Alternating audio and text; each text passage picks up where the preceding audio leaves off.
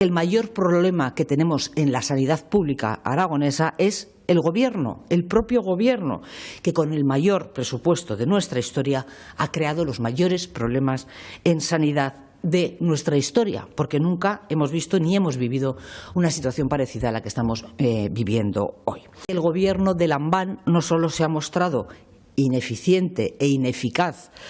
para gestionar, sino, sobre todo, incompetente a la hora de resolver los problemas de todos los aragoneses. Aragón es la muestra palpable de que más dinero es, por desgracia, sinónimo de peor atención, de menos servicios, y si no, cualquiera de nosotros podemos acercarnos hoy